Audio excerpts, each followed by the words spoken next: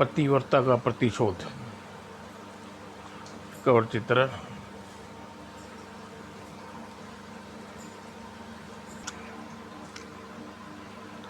ताम्रलिप्त नगर में एक युवा धनिक दंदत्त अपनी माँ के साथ रहता था। एक दिन, बेटा, तेरे पिता का स्वर्गवास सिधारे 1 वर्ष से ऊपर बीत चुका है। अब तू विवाह कर ले ताकि इतने बड़े घर में या मुझे अकेलापन न खले। माँ, तू कहती है तो ज़रूर विवाह करूँगा, पर मैं कल व्यापार के सिलसिले में श्रीद्वीप जा रहा हूँ, वहाँ से लौट कर विवाह कर लूँगा। अगले दिन, माँ, मैं श्रीद्वीप जा रहा हूँ, वहाँ से लौट कर तेरी इच्छा पूर्ण करूँगा। जाओ बेटा, तुम्हारी यात्रा सफल हो। और कुछ देर बाद दंदत्त श्रीद्वीप की ओर चल पड़ा, अपने लाव लश्कर के साथ। दंदत्त श्रीद्वीप पहुंचा और व्यापार करने लगा। एक दिन उसकी दृष्टि अति सुंदर युवती पर पड़ी। ऐसा अद्भुत सौंदर्य मैंने अपने पहले कभी नहीं देखा। कौन है यह? और सखी देवशितमा, जरा उस युग को देखो, वह किस तरह घूर घूर कर तुम्हें देख रहा है। देख रहा है तो देखने दे, चल यहाँ से। और देवश्रीतमा आगे बढ़ गई। दंदत्त ने उसका मार्ग रोक लिया। सुनिए, क्या मैं आपका परिचय जान सकता हूँ? मेरा नाम दंदत्त है और मैं ताम्रलिप्ति व्यापार करने आया हूँ। देखिए, ये कुलीन कन्याएं एवं इस तरह मार्ग रोके जाने से अपमान समझती हैं। परिचय देना तो दूर की बात है। क्षमा करना देवी, मैं अनजाने में जो चेष्टा कर बैठा हूँ उसे मुझे बहुत दुखी हूँ। आप समझदार परदेसी हैं, इसलिए आपको क्षमा कर दिया, किंतु मेरे पिता श्रेष्ठ धर्मगुप्त आपको क्षमा नहीं कर पाते। देव श्रीमता चली गई और दंदत्त सोच में डूब गया। श्रेष्ठ धर्मगुप्त श्रीद्वीप के सबसे धनी व्यापारी, क्या मैं उन्हें पसंद करेंगे? दूसरे दिन, दूसरी ओर, सखी, लगता है वैसे पुरुष तुम्हें भा गया है, तभी तुमने उसके पिताजी का परिचय बड़ी आसानी से दे दिया। हट, मैंने तो पिताजी के नाम इसलिए लिया था ताकि वह आगे से साहस न कर सके। किंतु दंदत्त ने साहस किया। वह श्रेष्ठ धर्मगुप्त के पास पहुंचा और अपना परिचय देकर देव श्रीतमा से विवाह करने की प्रस्ताव रखा। बस तुम्हारे साहस पर मुझे हर्ष है, किंतु तुम शायद मेरी बेटी देवश्रीतमा के वास्तविकता से परिचित नहीं हो। वास्तविकता कैसी भी हो तो मुझे देवश्रीतमा स्वीकार है। फिर भी मैं तुम्हें अंधेरे में नहीं रखूँगा। मेरी बेटी देवश्रीतमा की माता मेरे जीवन में अपने आने से पूर्व एक सुंदर युवती थी। क्या अब भी तुम विवाह करना चाहते हो? यह सुंदर युवती को समाज मान देकर आपने एक महान कार्य किया। मुझे देवश्रीतमा स्वीकार है, परंतु धन्य हो बेटा, तुम्हारे मेरे मन का भार हल्का कर दिया। और शुभ मुहूर्त पर दंदत्त ने देवश्रीतमा से विवाह हो गया। कुछ दिन बाद अतुल संपदा लेकर दंदत्त देवश्रीतमा और के साथ ताम्रलिप्ति लौटा। उसकी माँ ने वर वधू का स्वागत किया। माँ, तुम्हारी आज्ञा के बिना मैंने यह विवाह कर लिया। आज मैं बहुत खुश हूँ बेटा, आओ भीतर आओ। और मैं तुम्हें नाराज़ नहीं हूँ बहू, अंदर आओ। कुछ दिनों में बड़े सुख से बीते, परंतु एक दिन दंदत्त की माँ, तेरे को कुछ पता है? दंदत्त श्रीमद्वीप में एक सुंदर की पुत्री से अपनी बहू बना लिया क्या? मैं सच कह रही हूँ। कल मेरा बेटा भी उस द्वीप लौटा। उसने बताया कि देव सरितमा की माँ और पिता शूद्र थे। हाय राम, यह क्या कर दिया मेरे बेटे ने। बिरादरी में तो मेरी नाट की कट जाएगी। अब मैं क्या करूं? करना क्या है? किसी बहाने चुपचाप श्री दत्त से कहकर दीप लौटे तू कोई कुलीन कन्या को लेकर उसका दूसरा विवाह कर रचा दे। कहती तो ठीक है, नहीं मैं ऐसा नहीं होने दूंगी। और बहन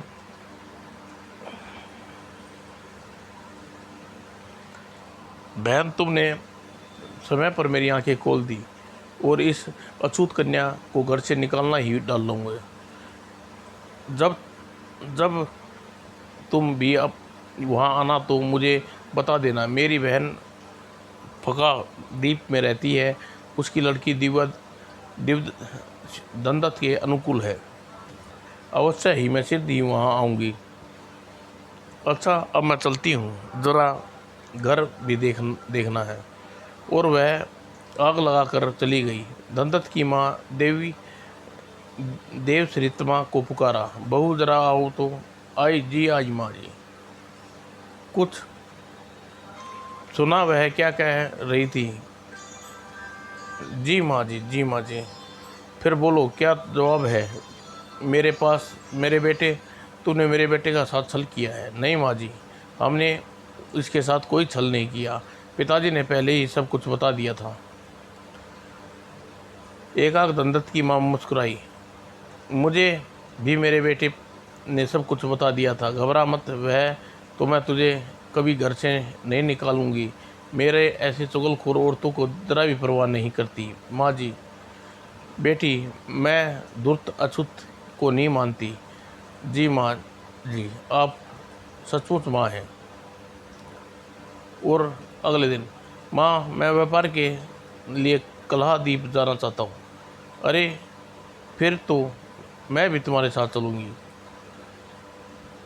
तुम वहाँ जाकर क्या करोगी माँ? मैं तो वहाँ व्यस्त रहूँगा। बेटे कामश्री मंदिर है, मुझे एक पूजा करनी है। मेरा जाना बहुत ज़रूरी है। अच्छी बात है, तो तुम तैयार हो जाओ। मैं एकादशी के दिन चलेंगे। ठीक है बेटा। तो क्या मैं यहाँ अकेली रहूँगी? मुझे नहीं नहीं, मैं आपके साथ चलूँगी। तुम कैसी बात कर रही हो? तुम भी चलोगी तो घर में कौन रहेगा? दंडत की ठीक कह रहा है बेटी, तुम यहीं रहो। नौकर चाकर हैं तुम्हारी देखभाल को। तुम जरा भी, हाँ तुम यहीं रहोगी, हम जल्दी ही लौट आएंगे। और देव सरितमा सोच में डूब गई। कहीं ये माँ बेटे मेरे छल तो नहीं कर रहे। और देव सरितमा भगवान विष्णु के मंदिर में पहुंची। प्रभु जब तक कुशाल पूर्वक नहीं लौटाते मैं अन्न का एक ग्रहण नहीं करूंगी। बेटी तुमने अपने आत्मबल पर भरोसा करना चाहिए। पतिव्रता नारी को दुर्गा का अवतार होता है। फिर भी मैं नारी हूँ बाबा, उसके सिवा मेरा कौन है? ऊपर से मैं रो मत बेटी, भगवान की दृष्टि में कोई भेदभाव नहीं होता।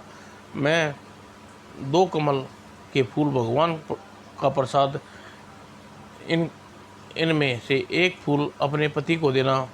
जी, अगर तुम दोनों में अलग अलग रहने पर ही यदि कोई भी विपत्ति होगी तो तत्काल दूसरा फूल मुरझा जाएगा। उस समय विपत्ति का उपाय करना उचित होगा। और दोनों कमल के फूल लेकर देव सरितमा मंदिर से बाहर निकली। अरे तुम यहाँ तो, मैं कब से तुम्हें खोज रहा हूँ। देखो कितनी रात्रि बीत गई है। तुम्हें अब मेरी क्यों चिंता होने लगी? यात्रा पर जाकर तो तुम मुझे भूल ही जाओगे।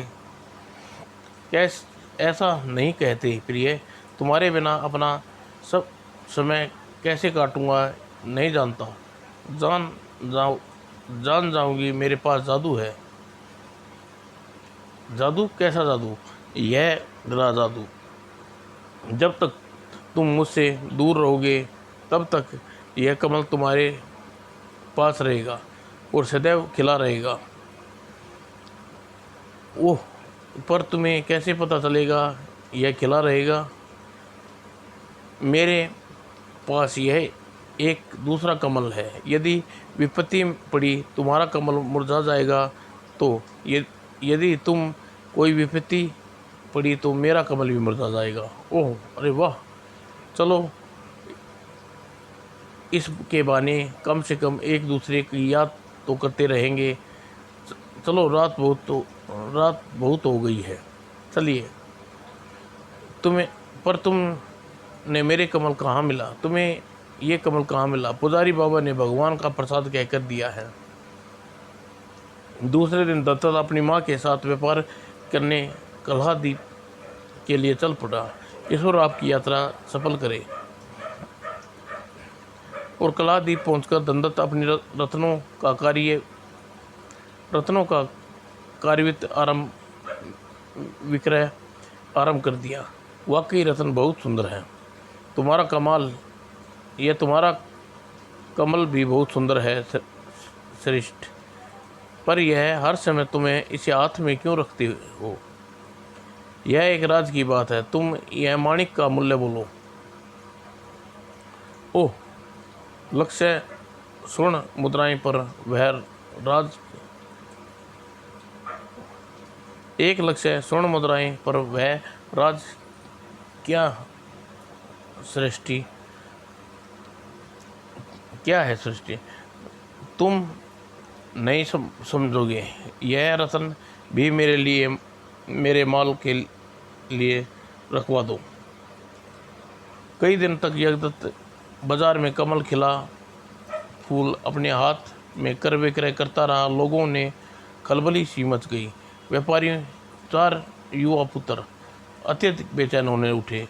मुझे तो यह कोई जादू का कमल लगता है मित्र। मुझे लगता है कि तमिल द्वीप का यह व्यापारी इस कमल के मध्य से रत्नों की सही पहचान कर लेता है। कुछ भी हो मित्र, इस कमल का रहस्य का पता लगाना ही चाहिए। मेरे दिमाग में एक तरकीब आई है। क्यों ना हम इसे दावत दें और फिर बातों में पता लगाएं। हाँ, यह तरकीब है। ठीक है, फिर आज ही उसे बुलाओ। और उस दिन शाम को माँ कलहाद्वीप में कुछ नगर सेठों के पुत्रों ने आज दावत पर बुलाया है। मैं ज़रा देर से लौटूंगा। जल्दी लौटना बेटा, मेरा अकेले मन नहीं लगता। मैं सोचती हूँ तेरा काम निपट जाए और हम वापस लौट चलें। बहू अकेली होगी। हाँ माँ, तुम चिंता मत करो, हम जल्दी वापस चलेंगे। अच्छा, अच्छी बात है। और कलहाद्वीप में चारों धनिक युवकों ने सोंदत को जोरदार स्वागत किया। वाह, कलहाद्वीप में नृत्य गायें सुंदर नृत्य करती हैं।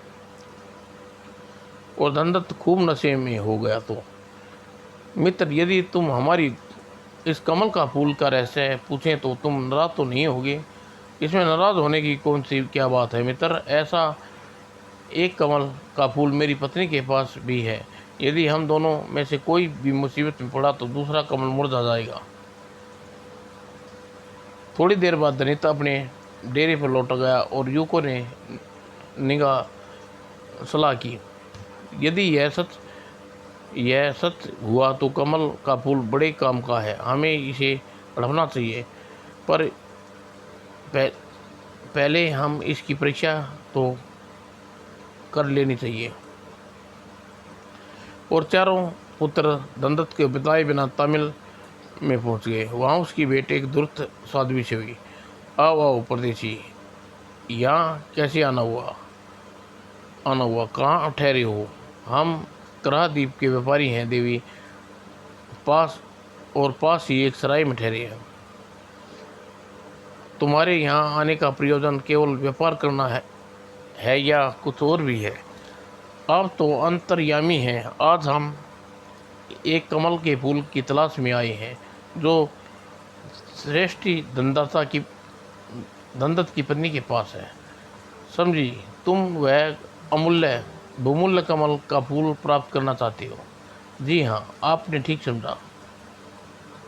हूँ, कार्य तो बहुत कठिन है, लेकिन तुम्हारा यह काम मैं कर सकती हूँ। तुम्हें वही करना होगा जो मैं कहूँगी। हम वही करेंगे जैसा आप कहेंगी। बस तुम्हें वह फूल ह- हमें किसी तरह मिल जाए, बस तुम्हें माला माल कर देंगे।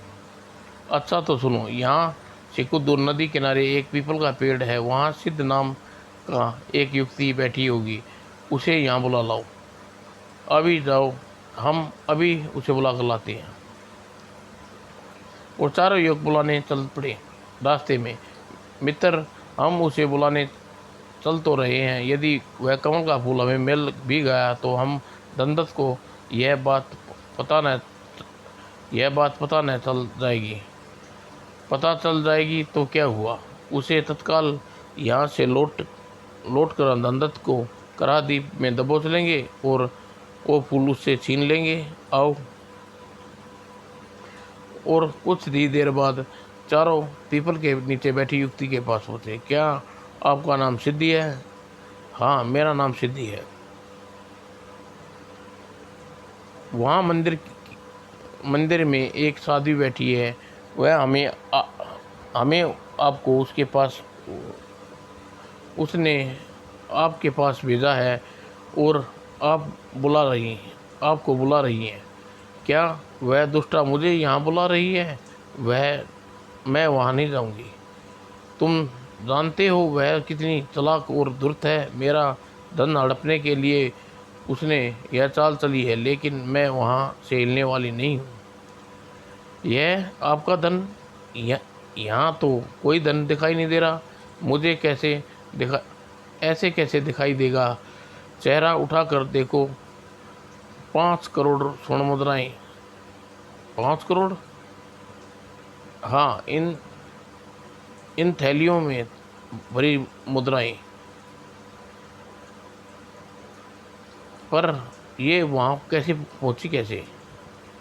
ओह ये ओह अब क्या बताऊँ, दुष्ट के कहने पर अपना धन दुगना करने के लालच में मेरे पति यहाँ आए थे। फिर क्या हुआ? उसने मुझे पता लगा कि यहाँ आए पर वक्त तक सारा खेल खत्म हो चुका था। क्या मतलब? उस दुष्टा ने मेरे पति को धन सहित इस पीपल के पेड़ पर चढ़ा दिया, लेकिन तभी पीपल पर पिशाच ने मेरे पति का धन छीन लिया, उसे मार डाला और सब को डाल पलट का दिया। क्या बाबरे! फिर उनका शव का क्या हुआ? होना क्या था, वही पिशाच उसे खा गया। चारों मित्र आपस में सलाह करने लगा, भलाई इसी में है, हम यहाँ से फूट ले, कहीं पिशाच हमें भी न खा जाए। कायरों की बात मत करो, हम क्यों ना 5 करोड़ की रकम खुद उतार लें। नहीं, पेड़ पर नहीं चढ़ूँगा। देखो, डरने से काम नहीं चलेगा। चारों एक साथ ऊपर चढ़ेंगे, मैं भी। धन के लालच में चारों तैयार हो गई। अगर हम तुम्हारा धन नीचे उतार दे तो हमें क्या मिलेगा? आधा तुम ले लेना, लेकिन ऐसा न हो सका तुम्हारी जेबें में जो धन है वह पिशाच छीन ले। नहीं नहीं, कैसे छीनेगा? हम अपना धन नीचे छोड़ कर जाएंगे। यह भी ठीक है, पर मैंने यह सुना है कि नंगे आदमी को पिशाच बहुत डरते हैं। ऐसी बात है तो हम अपने कपड़े भी उतार देते हैं। जल्दी करो, तू हमारे कपड़े का ध्यान रखना। फिर उन कपड़े उतार दिए और चारों तत्काल पेड़ पर चढ़ गए। अब जरा ध्यान से, मुझे डर लग रहा है। घबराओ मत, पिशाच हमें कुछ नहीं कहेगा। और चारों थैले के पास पहुँचे। सीधी नीचे से खिसक गई। अब यहाँ से खिसकना चाहिए, मेरे ख्याल से रस्सी खोल दो। और चारों ने थैलों की रस्सी खोल दी और भारी थैले नीचे गिरे। आओ अब जल्दी नीचे उतरे। अरे यह व्यक्ति कहाँ गई, हमारे कपड़े भी गायब हैं। त्यारों जल्दी नीचे उतरे। अरे बाप रे, इनमें तो पत्थर भरे हुए हैं, लगता है वह हमें ठग गई। इस, इस, इ- अब इस दशा में हम कहाँ जाएंगे। चारों पेड़ के नीचे बैठ गए। बुरे फंसे, अब क्या हो करे, कुछ तो करना ही होगा, यहाँ कब तक बैठे रहेंगे। तभी वो साध्वी और युक्ति सिद्धि आती दिखाई दी। अरे वे दोनों इधर ही आ रही हैं। इसी धन पर तुम मुझे मालामाल करना चाहते थे। तुम्हें बड़ा घमंड है ना अपने धन पर। मुझे शर्मिंदा न करें देवी। मुझे आपकी योग्यता का सही प्रकार से नहीं समझना। मुझे क्षमा करें देवी, हमने आपकी योग्यता को सही प्रकार से नहीं समझा। इनके कपड़े दे दो सिद्धि जी। और चारों अपने अपने कपड़े पहन चुके थे। अब तुम चारों सराय में अपनी सारी सामान उठाकर मेरे डेरे में आ जाओ। और चारों ने अपने डेरे में पहुंचकर धूर्त साध्वी सिद्धि ने साथ दंडत भी पहुंचा। आइए, आपको किसे मिलना है। चाह तो मेरी चाह सो, सोचा था वैसा ही पाया।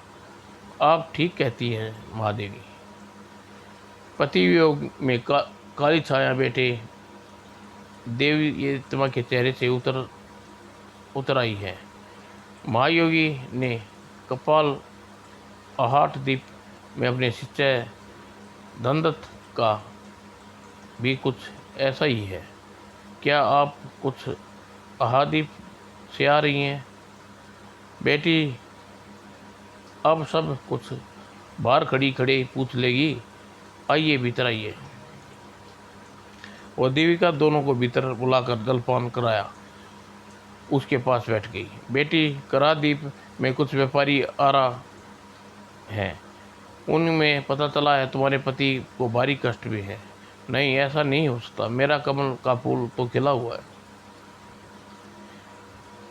हाँ, उसी कमल के फूल का तो मैं देखना चाहती हूँ, वह खिला हुआ है या मुरझा गया। तुम ठीक कहती हो बालिकी, जरा ठहरी, मैं भी लाई।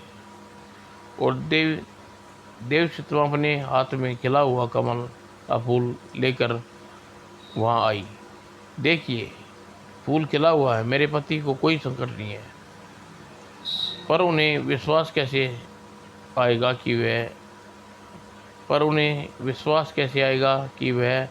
कि वो कहते हैं ऐसा ही नहीं हो सकता। पर मेरा विश्वास अटूट है। फिर भी कोई यदि फूल देखना चाहे तो आप उन्हें यहाँ लेकर आए। ओह, आना तो कठिन है बेटी। यदि तुम कहो तो उन्हें यहाँ एक एक करके भेजूं। वे भले लोग हैं। वे तो केवल एक नज़र फूल देखना चाहते हैं। ठीक है, आप उनमें से एक एक को भेज दीजिएगा। उनके साथ सादर आदर सत्कार करूंगी। और दोनों चली गई। देव सरिता ने अपनी दासी को बुलाया। सरिता, मुझे इनके रंग ढंग अच्छे प्रतीत नहीं हो रहे। क्यों न मेरे पति मेरे साहित्य की परीक्षा लेना चाहती हैं। मालकिन, आप इन्हें कौन सा व्यापारी आए हैं। और वो लौट गई। चारों युवकों के बारे में बताया और देव सरिता तरफ हो गई। फिर तू एक काम कर सरिता, कल बाजार से एक लोहे के कुत्ते का पंजा बनवा कर ला और मंदिर में धतूरे पीस कर मिला दे। कुत्ते का पंजा बना कर ला और मदिरा में धतूरे पीस कर मिला दे। जो गया मालकिन। और सुमिता ने के जाते ही उसने अपनी दूसरी दासी संभा को बुलाया। आपने मुझे बुलाया मालकिन? हाँ संभा, मैंने तुम्हें बुलाया। आज से 4 दिन तक तुम देव सरितमा बनकर यहाँ रहना होगा। मैं कुछ समझी नहीं मालकिन। इसमें समझने वाली कौन सी बात है? जैसा मैं कहती हूँ वैसा करती रहना। आ मेरे साथ। और देव सरितमा ने संभा को अपने कपड़े पहनाए और खूब रंग सवार किया। बस तू अब ठीक है, तू घबरा मत सुमित्रा। तेरी मदद मेरे मदद मैं तेरे साथ साथ रहेगी जी। और रात नहीं होने पर देवी, मैं धनदत्त का मित्र हूँ। क्या यही उसका घर है? जी हाँ, यही है। क्या आप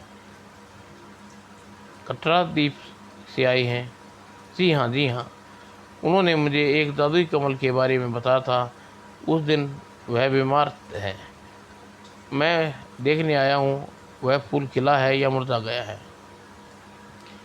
सुमित्रा योग को लेकर रंभा के पास पहुंची और यदि श्रेष्ठ श्रीधर धनदत्त का कमल का फूल अच्छी तरह खिला देख लीजिए।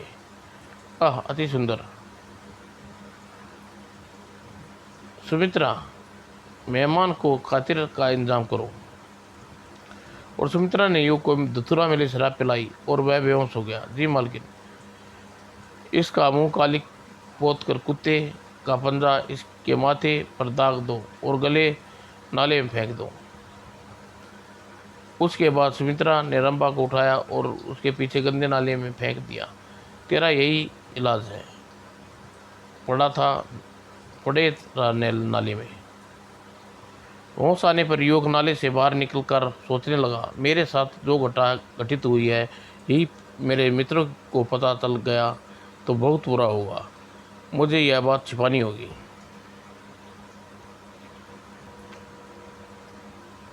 युवक अपने मित्रों के पास पहुंचा। आओ मित्र, सुनाओ कैसी बीती रात। लेकिन तुम्हारे कपड़े एक कीचड़ से सने हुए और माथे पर यह पट्टी कैसी बंधी है? युग ने सभी को झूठी कहानी सुना दी। कुछ मत पूछो मित्र, देव सरितमा से मिलकर लौट रहा था, अंधेरे में फिसला और नाले में गिर पड़ा। ओह, यह तो बुरा हुआ। एक एक करके 6 मित्र भी देव सरितमा के पास गए। उनकी दुर्गति करके लौटा। फिर देवी, हम वापस रहा जा रहे हैं। देव सरितमा हमारे खूब आदर सत्कार किया। तुम्हारी यात्रा शुभ हो, जाओ। ठीक है। और चारों युवक किसी तरह कराद्वीप वापस चले गए और दूध साथ भी अपनी शिष्या सिद्धि के साथ लेकर देव सरितमा के पास पहुंची। कहो बेटी, कैसी हो? खूब आनंद रहा साध्वी जी, आइए। उस रात देव सरितमा ने साध्वी को सिद्धि को उसी धतूरा मिली शराब पिलाई। आनंद आ गया। थोड़ी और दो बहन, जरूर। और जब दोनों बेहोश हो गई तो सुमित्रा ने रंभा और उसके नाक कान काट दिए। रंभा ने उसके नाक कान काट लिए। इन दोनों को, दुष्टात्मा को भी गंदे नाले में फेंक दो। जी मालकिन। और दोनों नाले में फेंक कर सुमित्रा, रंभा और देव सरितमा के पास पहुंची। उन्हें हमने ठिकाने लगा दिया है मालकिन, लेकिन वे चारों दुर्त कहीं करहा पहुंचकर मालिक का आदर न कर दे। मैं अपने पति की रक्षा स्वयं करा दीप जाऊंगी। तुम यहाँ का ध्यान रखना। हम भी आपके साथ चलेंगी मालकिन। नहीं, मैं अकेले वहाँ जाऊंगी। दूसरे दिन फूल मुरझा गया है, कोई विपत्ति है। और इस पर पुरुष का वेश धारण करके करादीप चल पड़ी। मुझे यथाशीघ्र ही वहाँ पहुँचना चाहिए। और कराद्वीप में पहुँचे। देवचरित्रमा अपने पति का ठिकाना मालूम किया, वहाँ जा पहुँची। माँ जी, क्या यहाँ ताम्रलिपि धनिक व्यापारी धनदत्त ठहरे हुए हैं? जी हाँ, यहीं ठहरे हुए हैं। तुम कौन हो? तुम्हारी शक्ल मेरी बहू से मिलती है। ज़रूर मिलती होगी माँ जी। मैं देविका का भाई देव कुमार हूँ और द्वीप में व्यापार करने लिए करा आया हूँ। ओह, तब तो तुम बड़े अच्छे मौके पर आए बेटा। धनदीप समझाओ, मदिरापान में वह सारा धन चौपट कर रहा है। तुम घबराओ मत माँ जी, मैं आ गया हूँ, सब ठीक हो जाएगा। आप जीजा जी से कहिएगा रात मैं राजा का अतिथि हूँ, कल वे दरबार में आ जाएं। अच्छा बेटा, उसे ज़रूर कह दूँगी। और देवी तो वहाँ के राजा के पास पहुँची। दुआई हो महाराज, दुआई हो। द्वीप में व्यापारी देव कुमार आपके बेईमान व्यापारियों ने लूट लिया गया। मैं आपसे न्याय चाहता हूँ। तुम्हें न्याय अवश्य मिलेगा व्यापारी। साफ साफ बताओ क्या बात है। महाराज मैं दासों का व्यापारी हूँ, लेकिन कराद्वीप में व्यापारियों ने मेरे चार दास बिना मूल्य चुकाए मुझसे छीन लिए हैं। और उन व्यापारियों ने को तो नहीं जानता, लेकिन अपने दासों की पहचान कर सकता हूँ।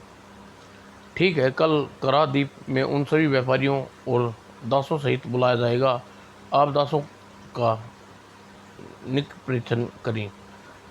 महाराज, कुछ ऐसे ही व्यापारी हो सकते हैं जिन्होंने पहली बार दास खरीदे हों, इसलिए आप व्यापारियों को यहाँ बुलवाइए। और राजा ने दूसरे दिन महल में प्रांगण में कराद्वीप में सभी व्यापारी एकत्रित हुए। व्यापारी देव कुमार, महाराज की आज्ञा है, अपने दासों को पहचानिए। मेरी पत्नी का कोई भाई नहीं था, फिर यह कौन है? इसकी सूरत देव रितमा से बहुत मिलती है। यह क्या मामला है? ओह, तो आज्ञा मंत्रीवर। और देव श्रीतमा कैर द्वीप में उन चारों युवकों को संकेत किया। महाराज, ये हैं मेरे चार दास। नहीं, तभी नगर के चार श्रेष्ठ आगे बढ़े। यह झूठ है महाराज, ये चारों हमारे पुत्र हैं। क्या? यह झूठ नहीं है महाराज, मैंने इन्हें पहचान लिया है। माथे पर कुत्ते के पंजों के निशान लगा है, इनमें साफ है, उतरवाइए। और राजा ने किया गया। महामंत्री के साफे उतरवाओ, जो आज्ञा। नहीं महाराज, यह झूठा है, हम इसके जानते तक नहीं। हम नगर में सब व्यर्थ नागरिक हैं मारे गए, और सांचे के 5 नहीं था। साफे उतरते ही ये देख लिए महाराज, चारों के साफे उतर गए और सब चौंक पड़े। नहीं नहीं नहीं नहीं, चारों सृष्टियों की बुरी दशा थी। यह नहीं हो सकता महाराज। जो सत्य है वो आपके सामने है। इन चारों दासों आप मुझे सौंप दीजिए।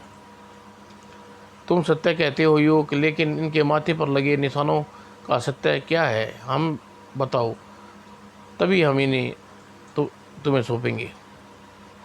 और देवचित्र ने अपना साफा उतार दिया और पूरी कहानी सुनाई। महाराज, इन चारों दुष्टों ने मेरे साहित्य परीक्षा लेनी चाहिए थी, और मजबूर होकर मैंने इनके साथ ऐसा व्यवहार किया। धन्य हो बेटी तुम। और धनदत्त अपनी पत्नी को पहचान कर आगे बढ़ा। महाराज, यह सारा दोष मेरा है। मैंने अपनी पत्नी को अकेला छोड़कर नहीं आना चाहिए था, इसलिए मैं शर्मिंदा हूँ। और देव चरित्रमा, मुझे माफ़ कर दो।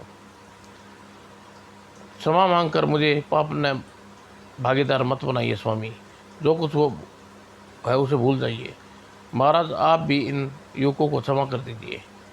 पर राजा ने आज्ञा दी। महामंत्री, इन दुष्टों को हमारे राज्य के प्रमुख कालिस पोती जाए और इन्हें सूली पर चला दिया जाए। जो आज्ञा महाराज। चारों श्रेष्ठ घबरा गए और आगे बढ़े। दया कीजिए महाराज, हम जानते हैं हमारे पुत्र अपराध हुआ है, लेकिन इतना कठोर दंड मत दीजिए।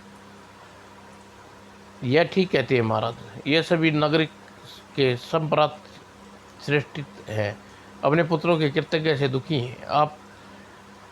आपकी आज्ञा पर फिर से विचार करने की कोशिश करें। नहीं महामंत्री, इन दुष्टों को वजह से हमारा सिर शर्म से झुका है। महाराज, इन्हें पहले काफ़ी सज़ा मिल चुकी है, आप इन्हें छोड़ दीजिए। नहीं बेटी नहीं, यह नहीं हो सकता महाराज। मेरा उद्देश्य इन्हें इनकी गलती का एहसास कराना था, इनका जीवन लेना नहीं। मेरा लक्ष्य नहीं था। आप इन्हें क्षमा कर दें। और देवी का क्या अगर अपराधा ने इन्हें क्षमा कर दिया? हम बेहद शर्मिंदा है देवी, आप भी हमें क्षमा कर दीजिए। राजा ने पुनः आज्ञा दी, जाओ, चले जाओ यहाँ से, और फिर कभी अपनी सूरत मत दिखाना। और डेरे पहुंचकर धनदत्त ने देवश्री तमा को देखा। प्रिय धनदत्त, प्रिय, तुम मुझे पर गर्व है। तुम्हारी तरह सारे मर्द चापलूस होते हैं। मुझे वहाँ अकेले छोड़कर यहाँ आ बैठे और खुशमराद कर रहे हो। और तभी, अरे बहू, अब तुम कब आई? नमस्ते माँ जी, आज ही आई हूँ। हाँ माँ, आप वापस आ रही हैं? माँ, हम लोग वापस चल रहे हैं। उसी दिन करादीप से चले उठे। यह देखो प्रिय, हमारे कमल खिले हैं। हाँ स्वामी। समाप्त दोस्तों।